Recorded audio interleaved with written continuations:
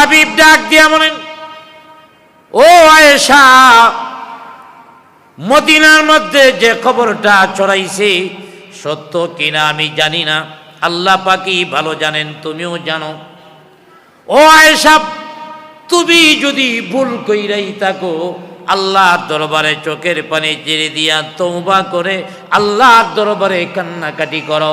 আল্লাহ পাক তো বান্দার প্রতি ক্ষমাশীল, দয়াশীল। দেখেন নবীজি কত উদার। যদি শয়তানের প্রমন্ত্রণায় পড়িয়া পাপ করেই থাকো, আল্লাহর দরবারে ক্ষমা চাও। আয়েশা রাদিয়াল্লাহু আনহা বলেন, তখন আমি আর সহ্য করতে পারতেছিলাম না, মনে হচ্ছে আমার কলিজাটা ফেটে যাচ্ছে, যে নবীও আশঙ্কা করতেছেন আমি অন্যায় করলে করতেও পারি। হযরত আয়েশা সিদ্দিকা রাদিয়াল্লাহু আনহা ডাক দিয়া বলেন, ইয়া রাসূলুল্লাহ, ইয়া হাবিবাল্লাহ, আমি কোনো কথারই জবাব দেব না আজকে। আমি অন্যায় করেছি কি না, আমি অন্যায় করি নাই এটাও বলবো না, আবার অন্যায় করেছি এটাও আমি বলবো না। আমি যদি বলি অন্যায় করি নাই, তাহলেও কিছু মানুষ বিশ্বাস করবে না, আবার যদি বলি অন্যায় করেছি, তাহলে তো আমি দোষী হয়ে গেলাম। অথচ আমি জানি, আমার আল্লাহ জানে আমি পবিত্র। হযরতে আয়েশা সিদ্দিকা রাদিয়াল্লাহু আনহা এই কথাটা বলে তিনি নবীজির সামনে থেকে চলে গেলেন। পার্শ্বের রুমের মধ্যে যাইয়া বিছানায় শুয়ে পড়লেন, হুয়া হুয়া কান্না শুরু করলেন। এর মধ্যে আল্লাহর হাবিব সাল্লাল্লাহু আলাইহি ওয়াসাল্লামের অবস্থা পাল্টে গেল। অর্থাৎ ওহী নাজিল হলে, ওহী আসলে নবীজির শরীর যেমন হইতো এমন কাইফিয়ত শুরু হয়ে গেছে, নবীজি গামা শুরু হয়ে গেছে। এবং আয়েশা রাদিয়াল্লাহু আনহা পার্শ্বের রূপ থেকে দেখতেছেন নবীজির কপালের মধ্যে যে গামটা, এই গামটা মুক্তার দানার ন্যায় জল জল জল জল করছে। তখন ছিল শীতের দিন, শীতের দিনে নবীজির কপালের মধ্যে গাম। আয়েশা রাদিয়াল্লাহু তাআলা আনহা চিন্তা করলেন, নিশ্চয়ই জিবরাইল আলাইহিস সালাম এসেছেন, আল্লাহর পক্ষ থেকে ওহী নিয়ে এসেছেন। আয়েশা রাদিয়াল্লাহু আনহা বলেন, আমার মনের মধ্যে একটা আত্মবিশ্বাস ছিল, এই ব্যাপারে আমি কিছু বলবো না, তবে আল্লাহর পক্ষ থেকে অবশ্যই এর একটা ব্যবস্থা আসবে। সুবহানাল্লাহ বলি। আল্লাহর প্রতি আবারও ঘাত বিশ্বাস হবে। তবে বিশ্বাসটা এত বড় ছিল না, আল্লাহ পাক আমার শানে কোরআনের আয়াত নাজিল করাবেন, এত বড় মর্যাদার অধিকারী আমি নিজেকে মনে করতাম না। আমি ভাবতাম আল্লাহ পাক আমার মনের এই দুঃখ কষ্টটাকে দূর করার জন্য হয়তো নবীজিকে স্বপ্নের মাধ্যমে দেখায়া দিবেন আয়েশা নির্দোষ, অথবা যে কোনো ভাবে দেখাবেন। আয়েশা রাদিয়াল্লাহু তাআলা আনহা তিনি চিন্তা করলেন অবশ্যই এটার ফয়সালা হবে। আয়েশা রাদিয়াল্লাহু আনহা দেখতেছেন নবীজি কাঁপতেছে, নবীজি কাঁপতেছে, কপালের মধ্যে গামের ফোঁটাগুলি মুক্তার দানার নিয়ে জল জল জল জল করছে। এবার নবীজি স্বাভাবিক হলেন। হযরতে আবু বকরের স্ত্রী দুইজন যাইয়া নবীজির কাছে হাজির হয়ে গেলেন। এবার নবীজি ডাক দিয়া বলেন, ও আবু বকর, আল্লাহর পক্ষ থেকে হযরতে আয়েশার পবিত্রতা বর্ণনা করে কোরআনের আয়াত নাজিল করেছেন। ধারাবাহিকতা অনুযায়ী সূরা আরাফ থেকে 188 নং আয়াত থেকে 190 নং আয়াত পর্যন্ত মোট 3টি আয়াতের আলোচনা আজকে হবে। বিগত আলোচনার মধ্যে গিয়েছে, বিগত আয়াতের মধ্যে গিয়েছে গায়েবের খবর একমাত্র আল্লাহ পাক জানেন। কাফের বেঈমানেরা এসে আল্লাহর হাবিবের কাছে জিজ্ঞাসা করেছিল কিয়ামত কখন হবে। অতএব তাদের জবাব দেওয়া হয়েছে যে গায়েবের এলেম একমাত্র আল্লাহ রাব্বুল আলামিনই জানেন। কোনো নবী এমনকি ফেরেশতারাও গায়েবের এলেম জানেন না। এবং গায়েবের এলেম যদি নবীজি জানতেন, নবীজি নিজেই বলেছেন, তাহলে আমি কোনো অকল্যাণের মুখোমুখি হতাম না, আমি অনেক কল্যাণ অর্জন করতে পারতাম। আজকের তেলাওয়াতকৃত সূরা আরাফের 188 নং আয়াতের মধ্যে আবারও এই বিষয়টাকে নবীজির পক্ষ থেকে আল্লাহ পাক ঘোষণা করিয়েছেন। আগে আলোচনা আসছে আর এখন ঘোষণা আকারে আসছে।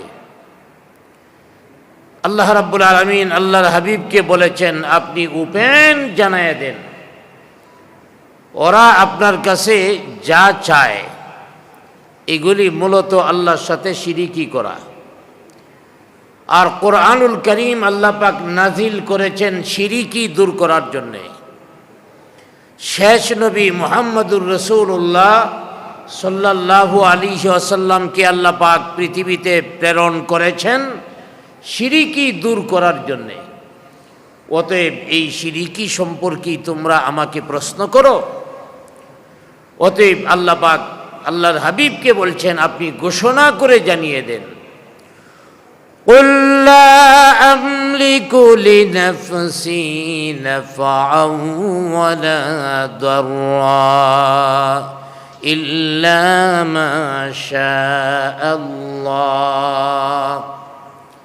হে নবী, আপনি ওদেরকে জানায় দেন, কুল, হে নবী আপনি বলুন, লা আমলিকু নাফসি, লা আমলিকু লিনাফসি, আমি আমার সম্পর্কেই অধিকার রাখি না, নাফআউ ওয়ালা দররা, কল্যাণ অথবা অকল্যাণ।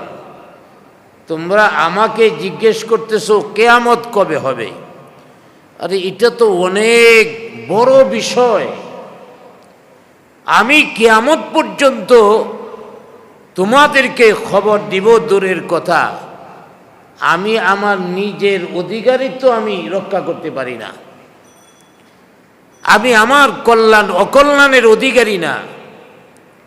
ইল্লা মা শা আল্লাহ, বরং আল্লাহ যদি চান। আমি আমার সম্পর্কেই কল্যাণ অকল্যাণ কোনো কিছুই করতে পারি না, তবে আল্লাহ রাব্বুল আলামিন যদি চান। তাইলে বোঝা গেল কল্যাণ অকল্যাণ সব কিছু কার কাছে? আর এক কথায় গায়েবের এলেমও আল্লাহর কাছে। দুনিয়ার মানুষ যা অর্জন করে এগুলি তো আল্লাহ পাকই দিয়ে দেন। যেমন দুনিয়ার মধ্যে একজন মানুষ উচ্চ শিক্ষিত হলো, একজন মানুষ অনেক বড় শিক্ষিত জ্ঞানী, এই জ্ঞানটা দান করছেন কে? জুড়ে বলেন, দান করছেন কে? এই জ্ঞানটা তার থেকে ছিনায় নিতে আল্লাহর সময় লাগবে। অনেক বড় উচ্চ শিক্ষিত, এখন যদি আল্লাহ মাথার স্কুলটা একটু ঢিলা করে দেয় তাইলেই তো পাগল। এত বড় শিক্ষিত সে হয়ে যাবে পাগল। তাইলে বোঝা গেল এই জ্ঞান আল্লাহ পাক মানুষকে দেন। মানুষ কোনো কিছুর মালিক না। অনেক মানুষ অনেক সম্পদের মালিক, মনে করে আমি অনেক সম্পদের অধিকারী হয়ে গেছি। মনে রাখতে হবে এই সম্পদের প্রকৃত মালিক মানুষ নয়, বরং এই সম্পদ দিয়েছেন কে?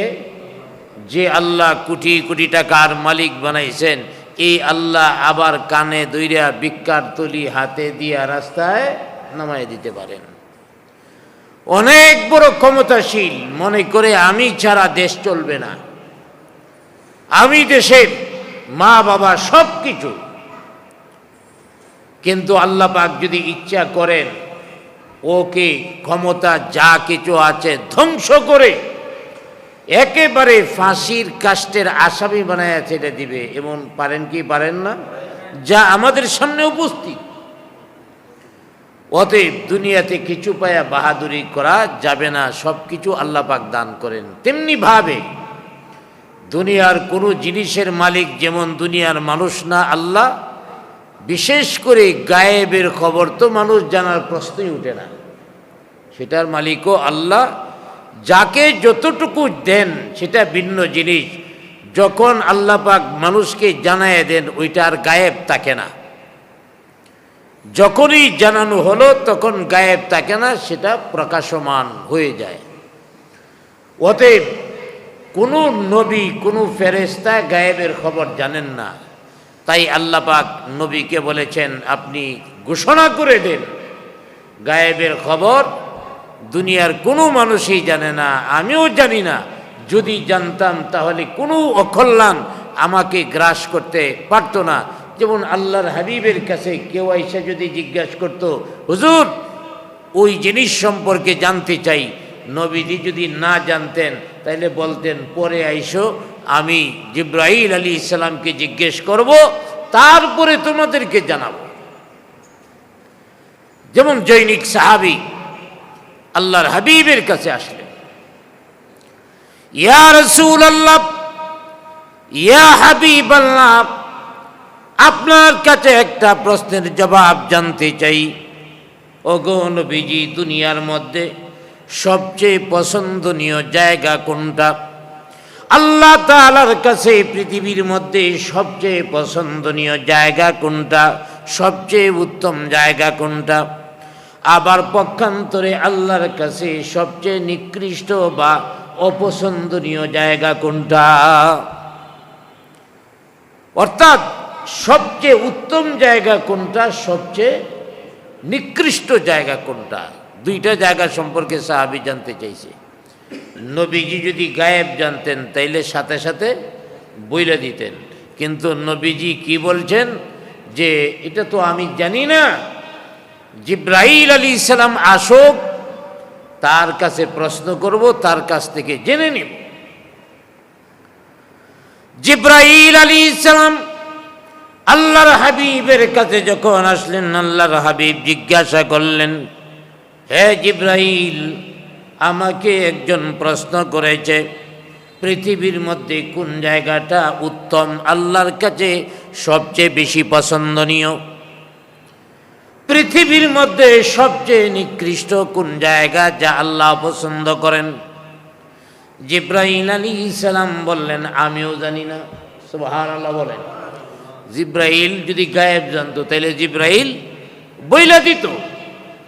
জিব্রাইল আলাইহিস সালাম তিনি তো নিজের থেকে কিছু নবীরে বলতেন না। জিব্রাইল যতক্ষণ না বলতেন নবীজি বলতেন না, জিব্রাইলও আল্লাহ যতক্ষণ তাকে না বলতেন ততক্ষণ নবীরে বলতেন না। জিব্রাইল আলাইহিস সালাম বললেন, আমিও তো জানি না। ঠিক আছে, অপেক্ষা করুন, আল্লাহর কাছ থেকে জেনে তারপরে আপনাকে বলব। আল্লাহর কাছ থেকে সরাসরি আসার পরে নবীজি বলতেন, এর আগে নয়।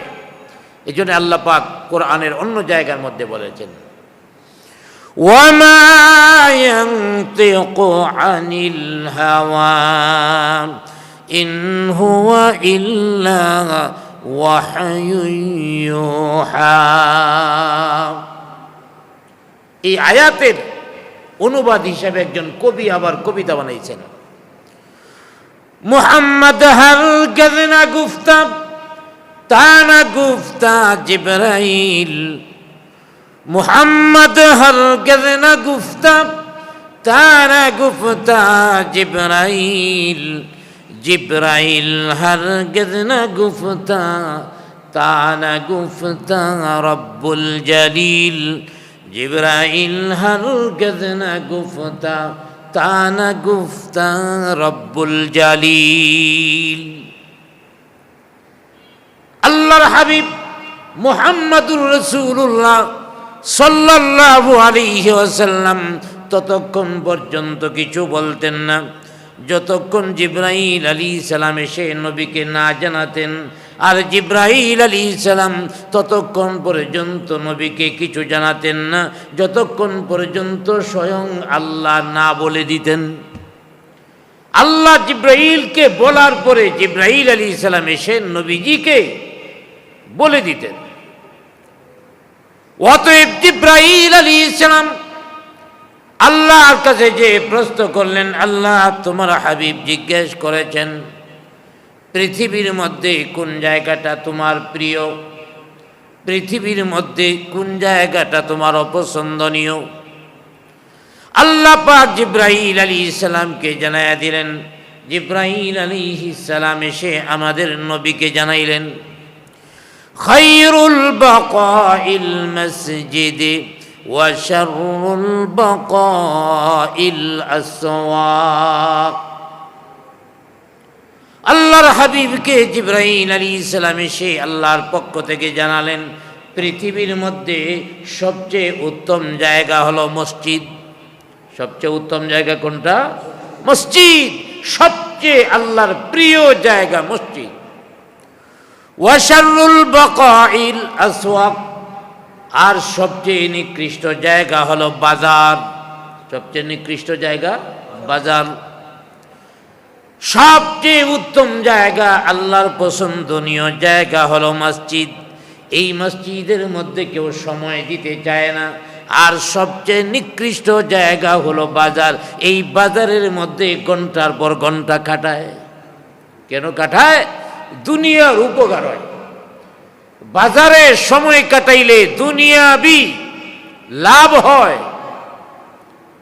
আর মসজিদে সময় কাটাইলে আখিরাতের জীবনের লাভ হয়। জুড়ে বলি আলহামদুলিল্লাহ। যার কারণে আল্লাহর ঘরে আসলে মানুষ ছটফট ছটফট শুরু করে দেয়, কোন সময় বেরিয়ে মনে হয় জেলখানার ভিতরে ঢুকছে। আবার ভাইয়ারা, পৃথিবীর মধ্যে মসজিদ আল্লাহর সবচেয়ে পছন্দনীয় জায়গা। কিয়ামত হওয়ার পরেও এই মসজিদগুলি বন্ধ হবে না, নষ্ট হবে না। এই মসজিদগুলি অক্ষত থাকবে। মসজিদের পেটের মধ্যে মসজিদের মুসল্লিদেরকে নিয়ে মসজিদ জান্নাতে প্রবেশ করবে। অথচ মসজিদে সময় দিতে চাই না। আমি বলতেছিলাম আমার ভাইয়েরা, আল্লাহর হাবিবের কাছে প্রশ্ন করলে আল্লাহর হাবিব সরাসরি জবাব দিতেন না আল্লাহর কাছ থেকে জানার পরে জবাব দিতেন? জানার পরে জবাব দিতেন। আরেক দিনের আরেকটি ঘটনা, এক সাহাবী আরজ করলেন, ইয়া রাসূলুল্লাহ, ইয়া হাবিবাল্লাহ, দুনিয়ার মধ্যে যখন আমাদের পেটের মধ্যে ক্ষুধা লাগে, দুনিয়ার মধ্যে যখন আমাদের পেটের মধ্যে ক্ষুধা অনুভব হয়, ক্ষুধা লাগে, আর খাবার না পাই, আমরা যারা গরিব মানুষ, দরিদ্র মানুষ, খাবার না পাই, দৌড়াইয়া মসজিদে নববীর ভিতরে প্রবেশ করি। কারণ আপনার চেহারার দিকে তাকাইলে পেটের ক্ষুধা দূর হয়ে যায়। নবীজি, দুনিয়ার মধ্যে যদি কোনো পেরেশানির মধ্যে আমরা পড়ে যাই, পেরেশানির কারণে আমরা স্থির থাকতে না পারি, দৌড়ায়া মসজিদে নববীর ভিতরে আমরা প্রবেশ করি। কারণ আপনার চেহারার দিকে তাকাইলে সব পেরেশানি দূর হয়ে যায়। সুবহানাল্লাহ বলি। নবীজির চেহারার দিকে তাকাইলে পেটে ক্ষুধা অনুভব হতো না, পেরেশানি দূর হয়ে যেত। এই জন্যে একদল সাহাবী সব সময় নবীর কাছে পড়ে থাকতো, মসজিদে নববীতে পড়ে থাকতো। এদেরকে বলা হয় আসহাবে সুফফা। আসহাবে সুফফার সদস্যরা মসজিদে নববীতেই পড়ে থাকতো।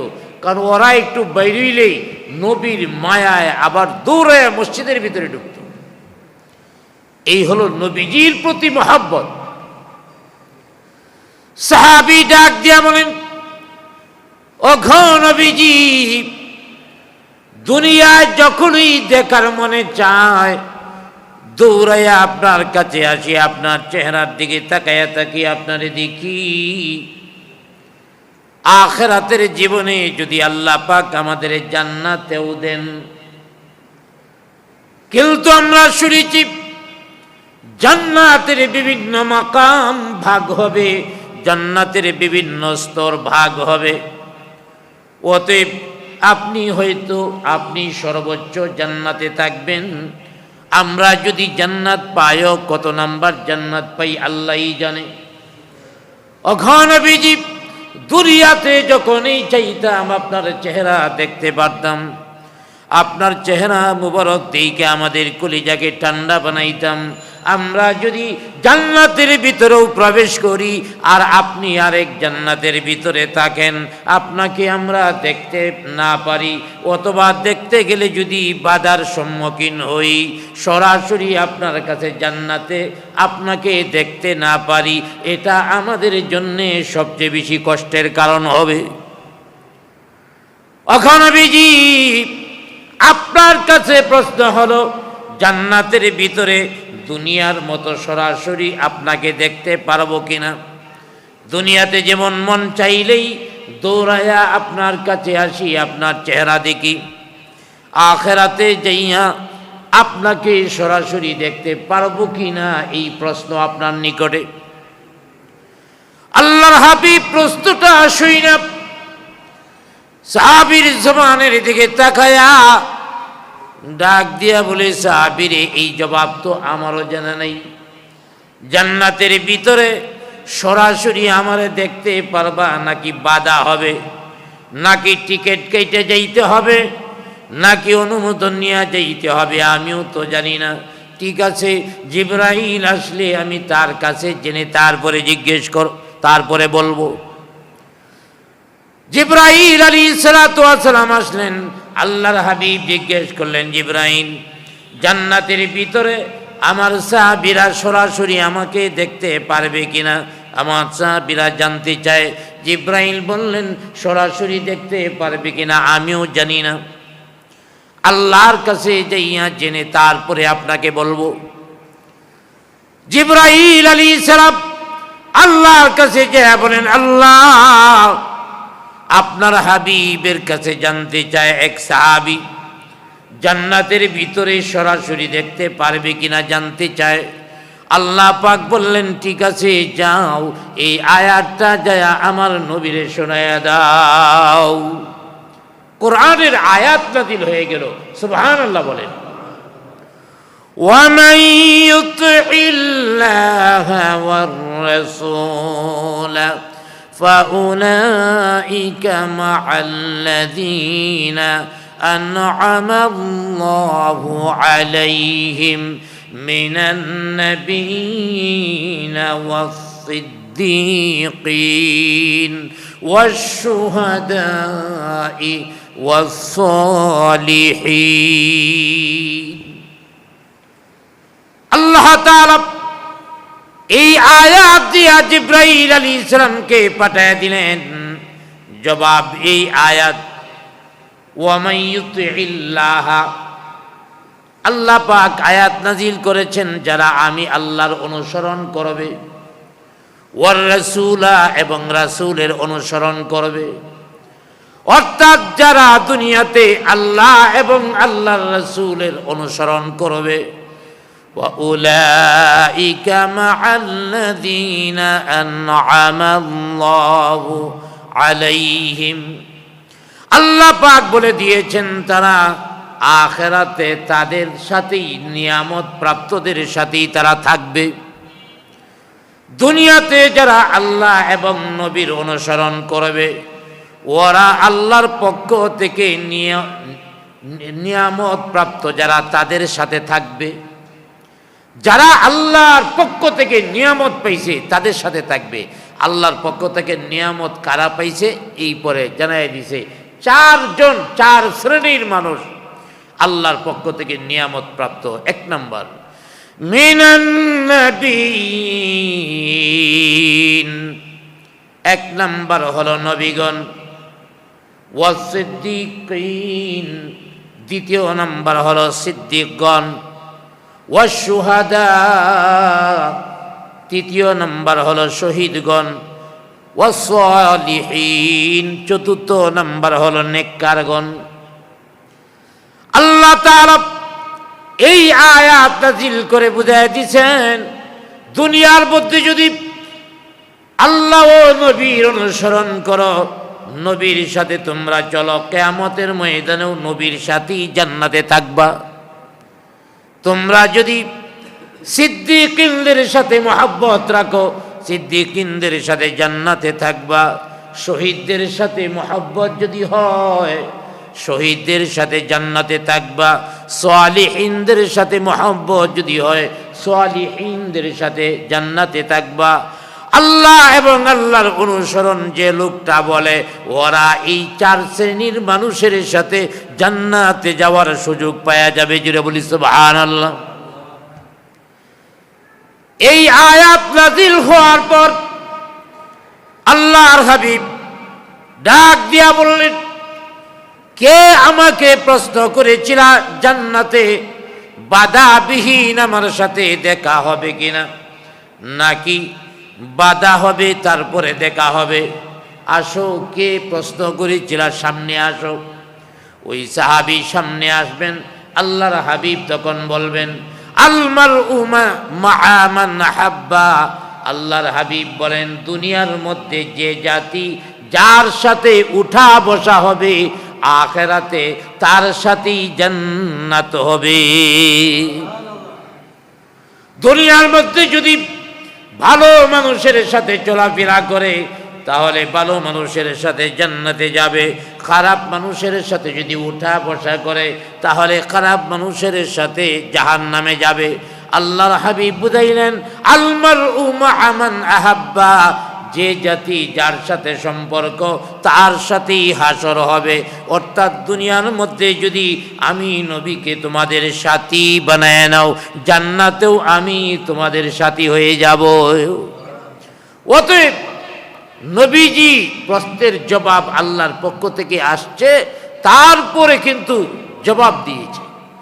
অতএব আল্লাহর হাবিব নিজে থেকে কিছু বলতেন না। এই আয়াত দ্বারা বুঝাইয়া দিলেন যে আমি গায়েব জানি না, যদি জানতাম অনেক কল্যাণের অধিকারী হয়ে যেতাম। আল্লাহ পাক বলেন, ওয়ালাউ কুনতু আ'লামুল গায়বা লাস্তাকসারতু মিনাল খায়র ওয়া মা মাসসানিয়াস সূ। আমি যদি ইলমে গায়েব জানতাম, গায়েবের খবর জানতাম, লাস্তাকসারতু, তাহলে আমাকে কোনো অকল্যাণ কখনো গ্রাস করতে পারতো না। মিনাল খাইর, বরং আমি শুধু কল্যাণ পাইতাম আর কল্যাণ পাইতাম। ওয়ামা মাসসানিয়াস সূ, কোনো অকল্যাণ আমাকে স্পর্শ করতে পারতো না। তাইলে বোঝা গেল নবীজি গায়েব জানতেন না। এ ব্যাপারে আরেকটা হাদিস রয়েছে। আমার ভাইয়েরা, এই ঘটনাটা শুধু হাদিসের নয়, বরং কোরআনুল কারীমের মধ্যেও আলোচনা করা হয়েছে। আমরা অনেকেই জানি ইফকের ঘটনা। ইফকের ঘটনা কোরআনে আল্লাহ পাক বর্ণনা করেছেন। ইফ কাকে বলা হয়? অর্থাৎ একজনকে একটা তহমত দেওয়া, যে অন্যায় করে নাই, যে দুষ্টা সে করে নাই, সেই দোষে দূষিত করা। যা আয়েশা সিদ্দিকা, হযরত আয়েশা রাদিয়াল্লাহু আনহাকে মুনাফিকরা করেছিল, দোষী করেছিল, এই ঘটনাকে কোরআনে ইফকের ঘটনা হিসাবে উল্লেখ করেছেন। হযরতে ফাতেমা রাদিয়াল্লাহু তাআলা আনহা নিজে বর্ণনা করেছেন, নবীজি যখন কোনো যুদ্ধের ময়দানে যাইতেন, স্ত্রীদের সাথে নিয়ে যাইতেন। কিভাবে নিতেন? স্ত্রীকে একটা, যেমন আমাদের দেশে একসময় পালকি ছিল, এই পালকির মতো, এটাকে আরবে বলা হয় হুদুজ। এই পালকির ভিতরে বসায় দিতেন, এটা কাপড় দিয়ে ডাইকা উটের উপরে এটারে ফিট করে দেওয়া হতো। তো নবীজি যে কোনো স্ত্রীকে সাথে নিয়ে যাইতেন, তবে নবীজির পছন্দ অনুযায়ী না। স্ত্রীদের একত্রিত করতেন, একত্রিত কইরা লটারি দিতেন। যার নাম লটারিতে উঠত তারে সাথে নিয়ে যাইত। সুবহানাল্লাহ বলেন। কারণ সব স্ত্রীরাই চাইতো নবীজির সাথে সময় কাটাই, নবীজির সাথে থাকবো। সবাই তো নবীকে মহব্বত করতো, ভালোবাসতো। যার কারণে নবীজি নিজে নিতেন না, বরং লটারি দিয়া নিতেন। এক যুদ্ধের মধ্যে নবীজি হজরতে আয়েশা সিদ্দিকা রাদিয়াল্লাহু আনহাকে সাথে নিয়ে গেছেন। যুদ্ধ শেষ, মদিনার দিকে আসতেছেন।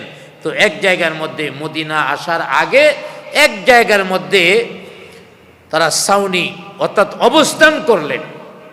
নবীজি সন্ধ্যা রাতে ঘোষণা করলেন, আমরা রাত্রটা এখানে বিশ্রাম করব, শেষ রাতে এখান থেকে আমরা মদিনার দিকে আবার রওনা করব। অতএব তোমরা সবাই তৈয়ার থাকবা, সবাই হাজত সেরে তাহাজ্জুদ পড়ে তারপরে তোমরা রেডি থাকবা, শেষ রাতে আমরা রওনা দিব।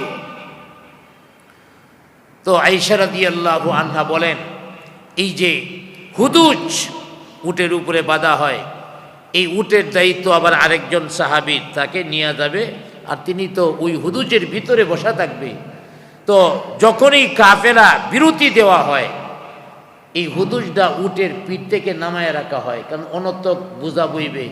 আর তাছাড়া যিনি এটার ভিতরে আছে তিনিও তো এটার থেকে বের হবেন, আরাম করবেন। আয়েশা সিদ্দিকা রাদিয়াল্লাহু আনহা বলেন যে যখন কাফেলা শেষ রাতে আবার চলা শুরু করবেন, সবাই হাজত সারতেছে, আমিও হাজতের জন্য গেছি। হাজত শেষ করে আয়েশা হুদুজের ভিতরে যায়া হঠাৎ করে আমার মনে হলো আমার গলার মধ্যে একটা হার, যে হারটা জিফা নামক শহরের এই হারটা তদানীন্তন সময়ে অনেক মূল্যবান একটা হার। অতএব এই হারটা তার গলায় নাই। চিন্তা করলেন, অবশ্যই আমি হারটা যেখানে প্রাকৃতিক ডাকে সাড়া দিতে গিয়েছিলাম ওখানেই ফেলে এসেছি। উনি একটু দূরেই গিয়েছিলেন, তো ওখানে যায়া হারটা খুঁজতেছে, পায় না, অনেকক্ষণ লেগে গেছে। এই যে হার খুঁজতেছে, এই দিক দিয়ে কাফেলার কথা মনেই নেই। মানুষ যখন ফেরেশতানি থাকে তখন একটা কাজ তাকে আরেকটা কাজে বোলায় দেয়। হযরতে আয়েশা রাদিয়াল্লাহু আনহা হার খুঁজতেছেন, পায় না, হঠাৎ করে হার পাইছেন, হার পাইয়া রওনা দিছেন। এখন হঠাৎ করে মনে হইল হার তো পাইলাম, আল্লাহই জানে কাফেলা আছে কিনা, কারণ তিনি তো হুদুজের ভিতরে বসা থাকেন। আর সাহাবীরা তখন রওনা দিবে, এই হুদুজটা ওইটা তো খুললে দেখা হয় না এটার ভিতরে কি আছে। আর নবীজির স্ত্রী যে হুদুজে আছে, এটা কি কেউ খুলে দেখার সাহস আছে? তাছাড়া আয়েশা রাদিয়াল্লাহু আনহা বলেন, তদানীন্তন মেয়েরা ছিল একটু হালকা, এর মধ্যে আয়েশা রাদিয়াল্লাহু আনহা ছিলেন আরেকটু হালকা। হুদুজের ভিতরে বসলে হুদুজে আছে বা নাই এটা ব্যবধান করতে পারতো না লোকেরা। ওরা হুদুজ উটের উপরে উঠাইছে, কাফেলা চলা শুরু হয়ে গেছে, চলে গেছে। আয়েশা রাদিয়াল্লাহু আনহা আয়েশা দেখে কেউ নাই, খালি ময়দান। হযরতে আয়েশা সিদ্দিকা রাদিয়াল্লাহু তাআলা আনহা চিন্তা করলেন, এখন আমি কি করতে পারি? কাফেলার পিছনের দিক থেকে যদি দৌড়াই তাদেরকে দেখা যায় না, তারা কোন পথে গিয়েছে, আমি আবার কোন পথে যেয়ে হারিয়ে যাই। অতএব সবচেয়ে বুদ্ধিমানের কাজ হবে, আয়েশা রাদিয়াল্লাহু আনহা এমনিতেও বুদ্ধিমান ছিলেন, তিনি চিন্তা করলেন আমাকে যখন হুদুজের ভিতরে পাওয়া না যাবে, নবীজি যখন আমার অনুসন্ধান করবেন তখন আমাকে খোঁজার জন্য এই জায়গাতেই আবার আসবেন। অতএব এই জায়গার মধ্যেই বৈশা রয়েছেন, বয়সও কম। চিন্তা করতে করতে এক সময় শুয়ে গেছেন, ঘুমায় গেছেন।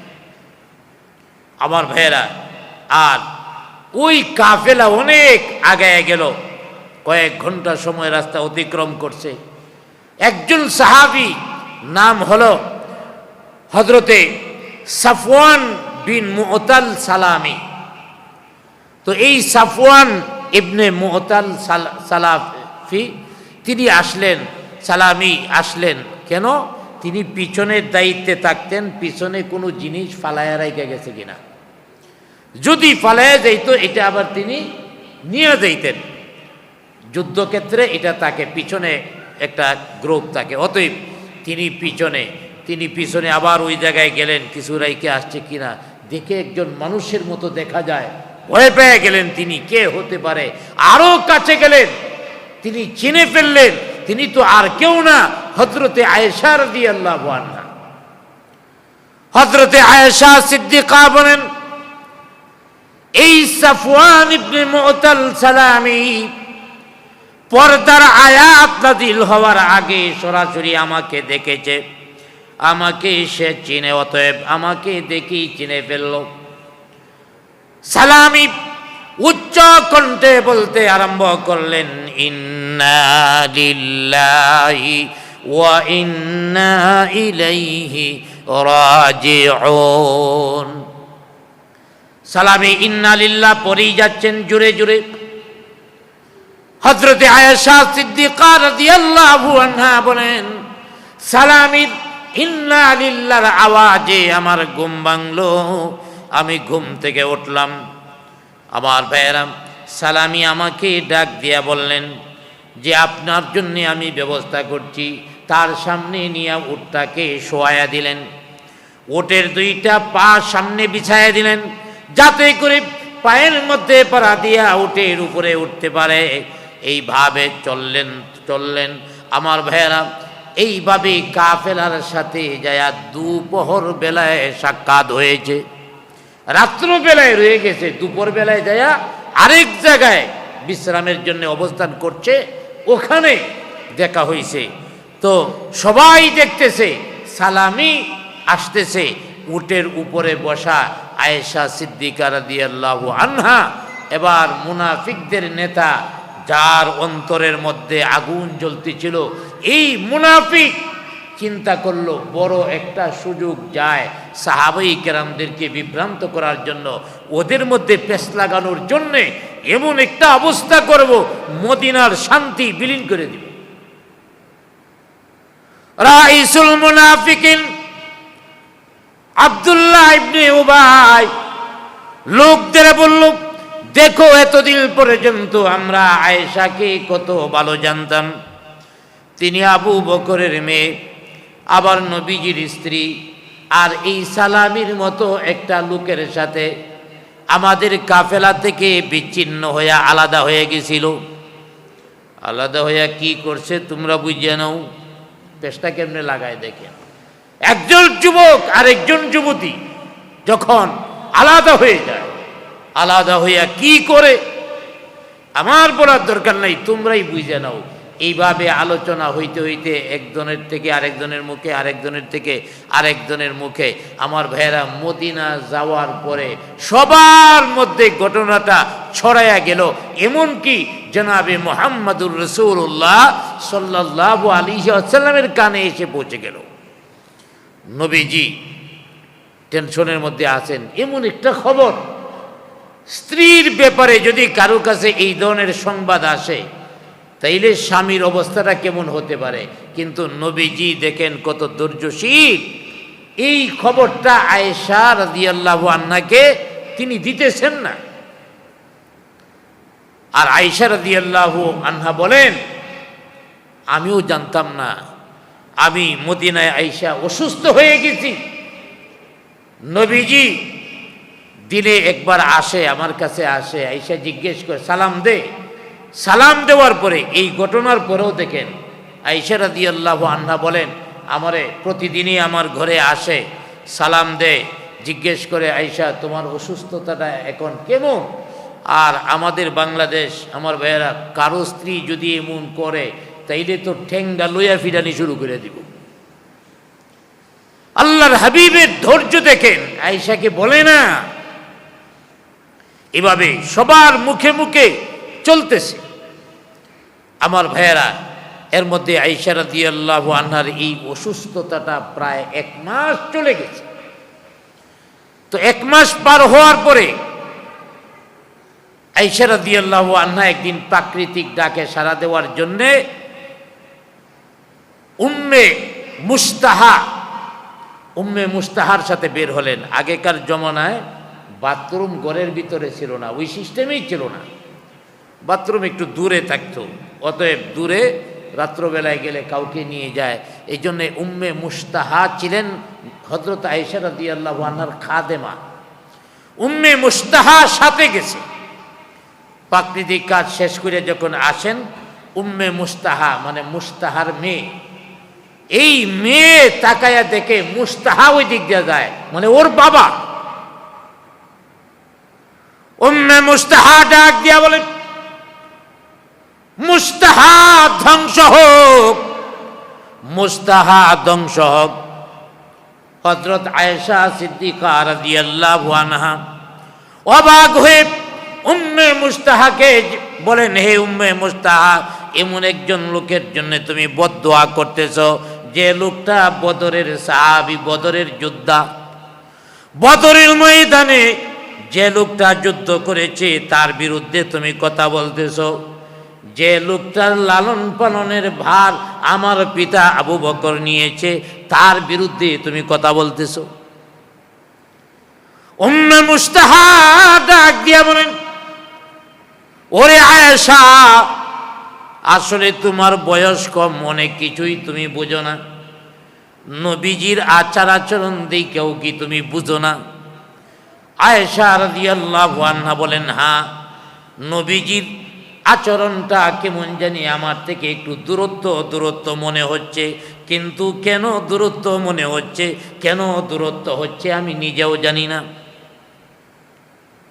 এবার উম্মে মুস্তাহা হযরতে আয়েশা সিদ্দিকা রাদিয়াল্লাহু আনহাকে বলেন, ও আয়েশা সিদ্দিকা, তোমার নামে মদিনার মধ্যে এমন একটা খবর ছড়াইয়া দিছে, আব্দুল্লাহ ইবনে উবাই এই খবরটা ছড়াইছে, আমার পিতা মুস্তাহাও এই খবরের মধ্যে অংশ নিছে। এই সংবাদটা একজন আরেকজনের কাছে বলা, এই বলা বলির মধ্যে আমার বাপেও আছে, এই জন্য আমি আমার বাপের ধ্বংস চাইছি। খবরটা শুনে আয়েশা রাদিয়াল্লাহু আনহার বুকটা ভেঙে গেল, কি করবে বুঝতে পারতেছেন না। ঘরে আয়েশা কাঁদতে কাঁদতে বাকি রাতটা কাটাইয়া দিলেন। সকালবেলায় নবীজি আসলেন, সালাম দিলেন, বসলেন। আয়েশা, তোমার রোগটা এখন কেমন জিজ্ঞেস করেছেন। এবার আয়েশা হুজুর সাল্লাল্লাহু আলাইহি ওয়াসাল্লামকে বললেন, হে স্বামী যান, আমার মনটা খুব খারাপ, আমি অসুস্থ, মনও খারাপ, আমাকে কি একটু আমার মা বাবার বাড়িতে যাইতে অনুমতি দিবেন? আল্লাহর হাবিব প্রত্যেকটা মানুষের মনের অবস্থা অনুধাবন করতেন, যে কষ্ট হলে তার কি হতে পারে। আল্লাহর হাবিব বলেন, হে আয়েশা, ঠিক আছে, তুমি তোমার মা বাবার বাড়িতে যাইতে চাও, তোমাকে অনুমতি দেওয়া হলো, যাও। হযরতে আয়েশা সিদ্দিকা গেলেন, কাঁদতে কাঁদতে একবার বেহুশ হয়ে যান। হযরতে আয়েশা সিদ্দিকা রাদিয়াল্লাহু আনহার মা এবং তার পিতা হযরতে আবু বকর, মা আয়েশা মেরে বুঝায়, মারে এত কান্দিস কেন? আয়েশা সিদ্দিকা রাদিয়াল্লাহু আনহা বলেন, মা, ওগো বাবা, তোমরা কি মদিনার খবর জানো না? হ্যাঁ জানি, তোমরা তো ভালো করেই জানো আমি কেমন মেয়ে, আমার সম্পর্কে এমন একটা খবর ছড়ায় গেছে। মা মাথার মধ্যে হাত বুলায়া বলে, মারি, ধৈর্য ধারণ কর, আল্লাহ পাক সব ঠিক করে দিবেন, ধৈর্য ধারণ করো। হযরতে আবু বকর বুঝায়, মা, কাঁদতে কাঁদতে কাঁদতে কাঁদতে তোমার কলিজা ফেটে যাবে, কান্দা থামাও। এইভাবে মা বাবা বুঝায়, কিন্তু তার কান্দা থামে না। এইভাবে 2 দিন 3 রাত হযরতে আয়েশা রাদিয়াল্লাহু তাআলা আনহা কেঁদেছেন।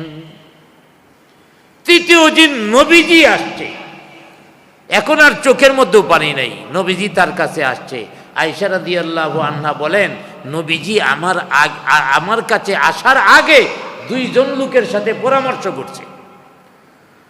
হযরত আলী রাদিয়াল্লাহু তাআলা আনহু, উসামা বিন জায়েদ রাদিয়াল্লাহু তাআলা আনহু, 2 জনরে একত্রিত কইরা বলতেছেন, তোমরা তো আমার পরিবারের অবস্থা জানো, আমার পরিবারের সদস্য তোমরা। হে আলী, হযরত আয়েশা সিদ্দিকা সম্পর্কে যে কথাটা মদিনার মধ্যে ছড়াইছে, এই ব্যাপারে তোমার মন্তব্য কি? এর মধ্যে সর্বপ্রথম জবাব দিলেন উসামা বিন জায়েদ রাদিয়াল্লাহু তাআলা আনহু। বললেন, ইয়া রাসূলুল্লাহ, ইয়া হাবিবাল্লাহ, আপনি তার প্রতি কখনো খারাপ ধারণা করবেন না, কারণ আমি আয়েশাকে ছোট থাকতে চিনি, জানি তার দ্বারাতে কোনো অন্যায় হতে পারে না। আপনি মনে রাখবেন সে পুত পবিত্র।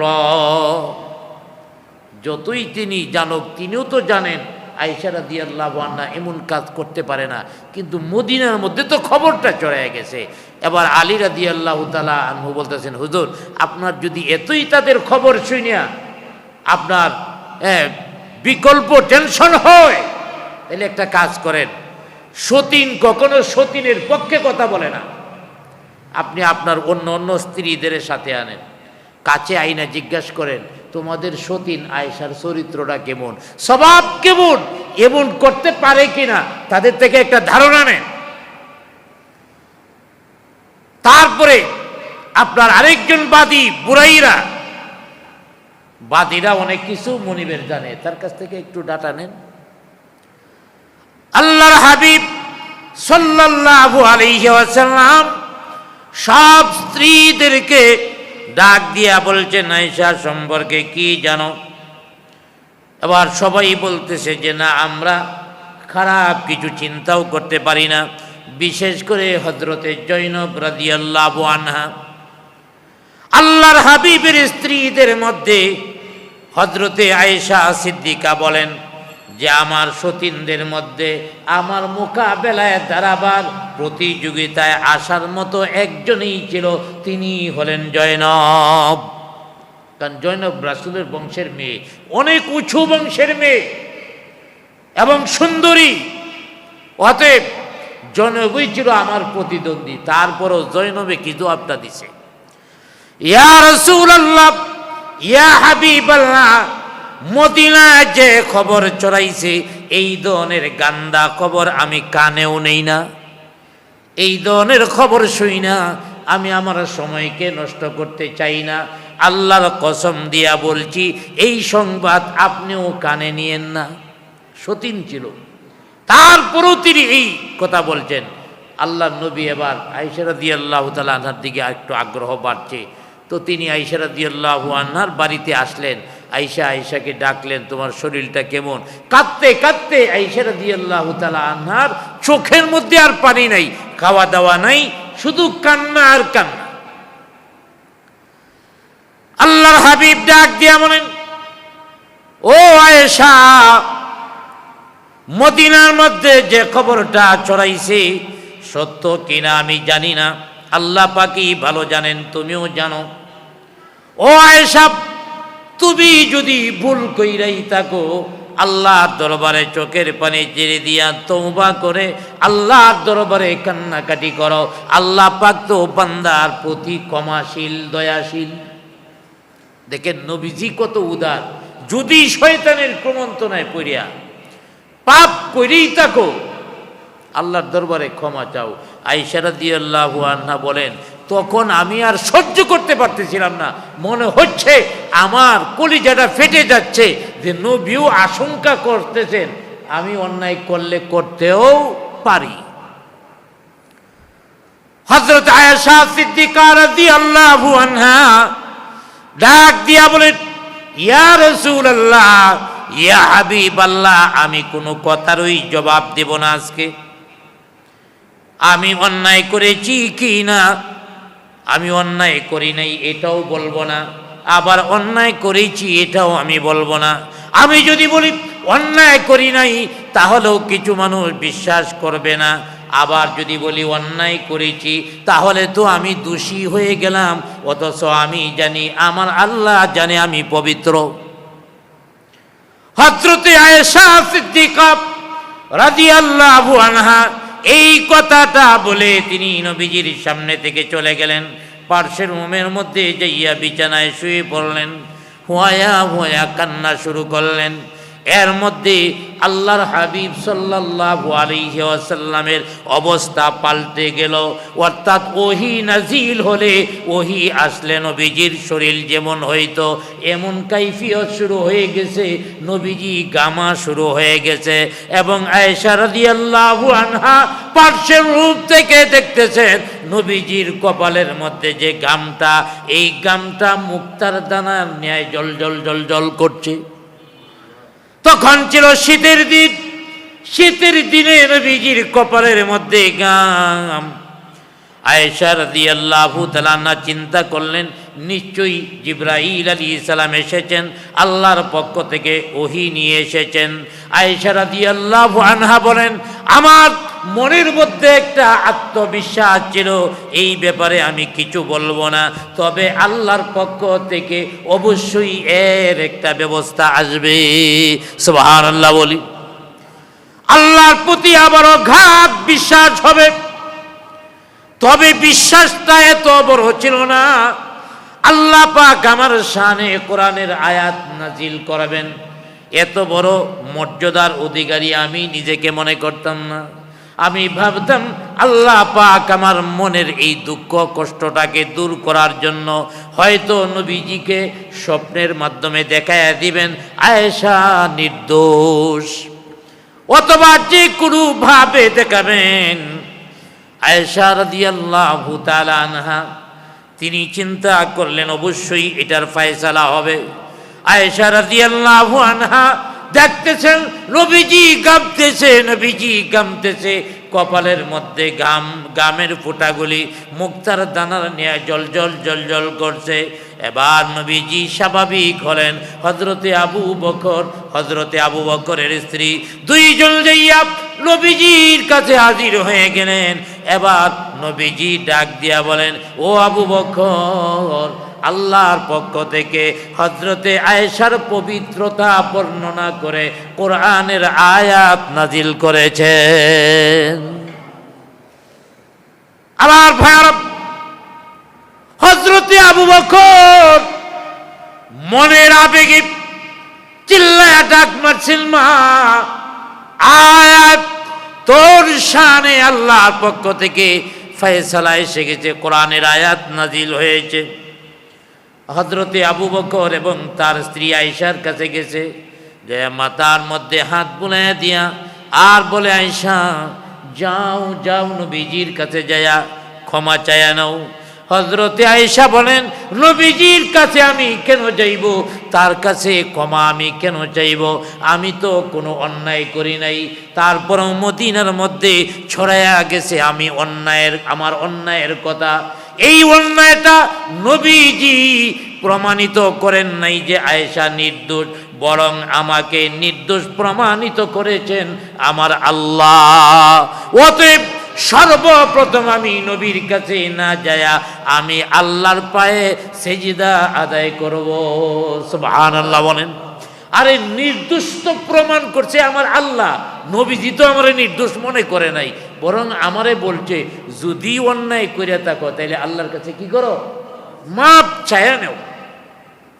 অতএব আমার ভাইয়েরা, আমি বলতেছিলাম যে আয়েশা রাদিয়াল্লাহু তাআলা আনহার এই ঘটনা সম্পর্কে নবীজি যদি গায়েব জানতেন তাহলে আরো আগেই জানতেন, সাহাবীদের বলে দিতেন যে আব্দুল্লাহ ইবনে উবাই মুনাফিক এবং সে মিথ্যা খবর ছড়াইছে। অতএব সাহাবীরা দৈর্য হেরে উৎসাহিত, নবীজি যদি বলতেন, কিন্তু নবীজিও তো বিষয় জানেন না। অতএব গায়েবের খবর নবীজি নিজেও জানেন না। এই জন্যই আল্লাহ পাক বলছেন, আপনি আপনার উম্মতদেরকে জানায় দেন, লা আমলিকু লিনাফসি নাফআ ওয়ালা যররা, যে আমি তো আমার নিজের অধিকার সম্পর্কেও আমি অধিকার রাখি না, নিজের সম্পর্কে আমি অধিকার রাখি না, গায়েব জানার সুযোগটা কই।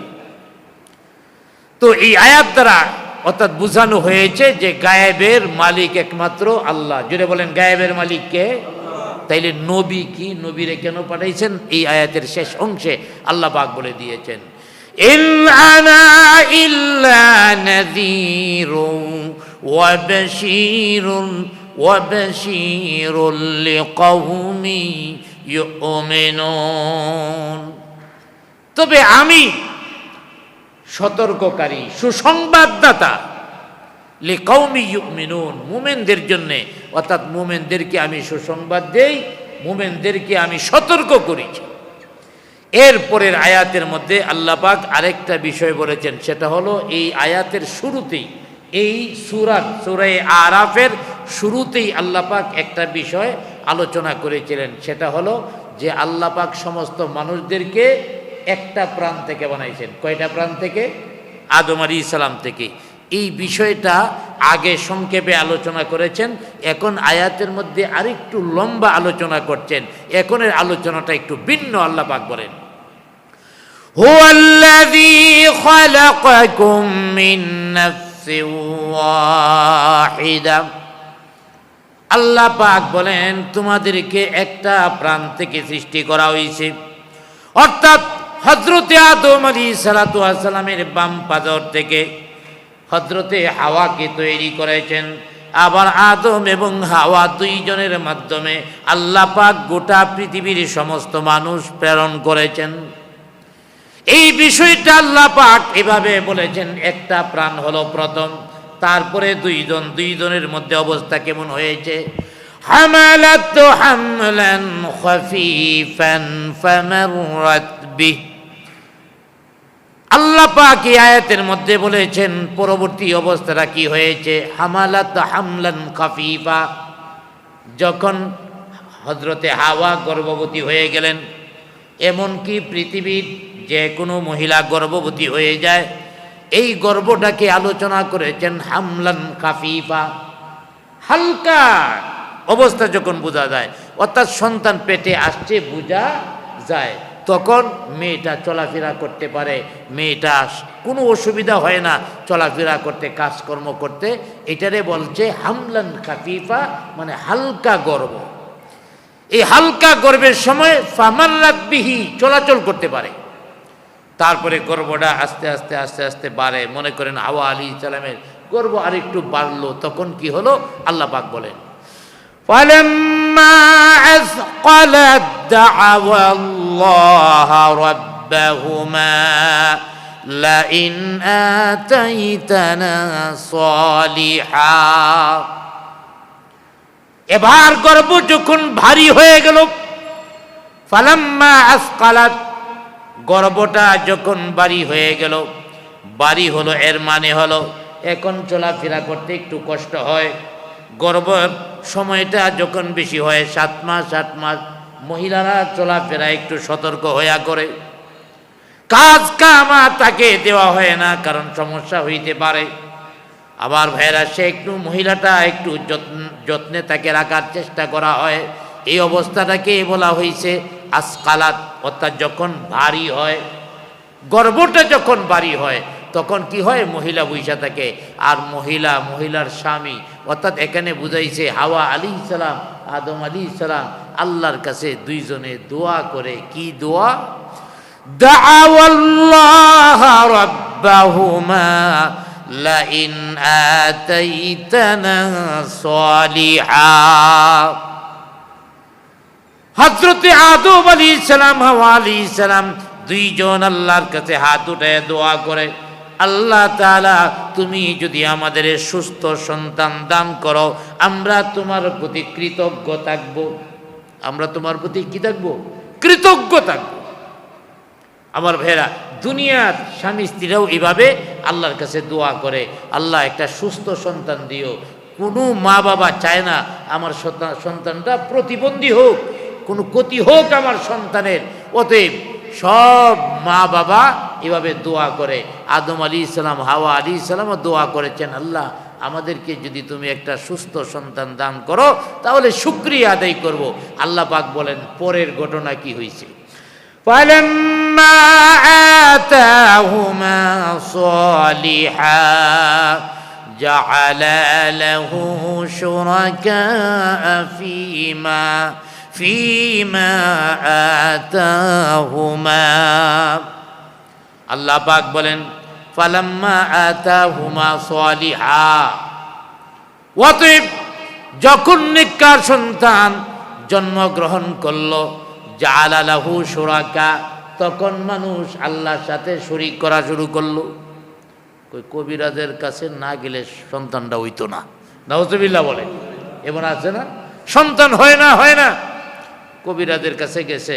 আসলে সন্তান তো আল্লাহ পাকের ডাক এখন শুনছে, আল্লাহ পাক দিছে। এখন কবিরাজের কাছে না গেলে সন্তানটা হইতো না, অথবা সন্তান হয়ে মরে যায়। এখন চিকিৎসা নিচ্ছে কবিরাজের কাছ থেকে, এখন আর মরে না।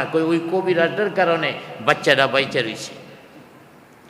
কোনো তাফসীরের মধ্যে আসছে আদম আলাইহিস সালাম, হাওয়া আলাইহিস সালাম, তাদের বেলায়ও এমন হয়েছে। হযরতে আদম এবং হাওয়া দুইজনের যে সন্তান হয়েছে, সন্তানটা মরে গেল, আবার সন্তান হয়েছে, সন্তানটা মরে গেল। কয়েকটা সন্তান মারা যাওয়ার পরে এবার শয়তান দরবেশের বেশ দিয়ে আবার আসছে। হ্যাঁ হাওয়া, সন্তান যদি দুনিয়ার মধ্যে আসে, ভালো নাম রাইকো না, খারাপ নাম রাইকো, তাইলে জীবিত থাকবে। কারণ নাম রাখো আব্দুল্লাহ, আব্দুর রহমান, কি সুন্দর নাম। আব্দুল্লাহ মানে আল্লাহর বান্দা। কার বান্দা? তো আল্লাহর বান্দারে আল্লাহ জমিনের মধ্যে রাখবো কেন লাগিয়া? হের কাছে নিয়ে আল্লাহর কাছে জান্নাতে নিয়ে নিতে, হ্যাঁ সুখে আছে, তোমরা গুল্লাই গেছো। আব্দুর রহমান, রহমানের বান্দা, অতএব রহমান তো আল্লাহ, তুমি রহমান নাম রাখছো আব্দুর রহমান, অতএব আল্লাহ আল্লাহর বান্দারে এনে রহমানের। তাইলে কি করবো? নামটা ভিন্নভাবে রাখো, আল্লাহর বান্দা করে নাম রাখো না। কি বড় নাম রাখো, আব্দুল উজ্জা, আব্দুল শাম। আব্দুল উজ্জা একটা মূর্তির নাম, আব্দুল শাম একটা মূর্তির নাম। মক্কার অনেক লোকেরা এইভাবে নাম রাখতো, আব্দুল উজ্জা, আব্দুল শাম, এভাবে নাম রাখত। এই কথাটাই আল্লাহ পাক বলেন, ফালাম্মা আতাহুমা সালিহা, অতঃপর যখন আমি সুস্থ সন্তান তাদের দিলাম, তাদের উচিত ছিল আমি আল্লাহ শুকরিয়া আদায় করা। আল্লাহ শুকরিয়া আদায় না করে জাআলা লাহু শুরাকা ফীমা আতাহুমা, তারা আমি আল্লাহর সাথে শরীক করা শুরু করে দিয়েছে। অমুক কবিরাজের কারণে বেঁচে আছে, অমুক কবিরাজের কারণে হইছে।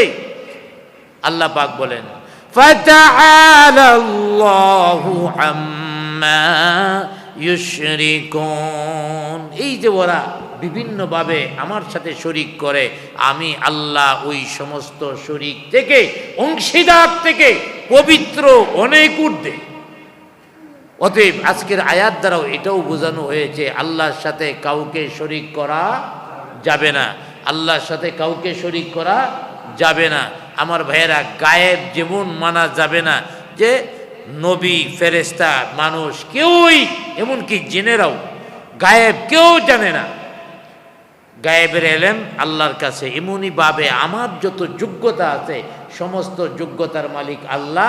আল্লাহ যতটুকু যাকে দেওয়ার ইচ্ছা করেন তাকে ততটুকু দেন, তার নিজস্ব কোনো কামাই নাই, নিজস্ব কোনো যে অমুককে পড়ায়া অনেক যোগ্য বানায়া বলাইছে না, আল্লাহ পাক তাকে দান করেছেন। এই আকীদা বিশ্বাস আমাদের থাকা উচিত। কোনো ব্যাপারেই আল্লাহর সাথে কাউকে শরীক করব না। আল্লাহ পাক তৌফিক দান করুক, সকলে বলি আমিন।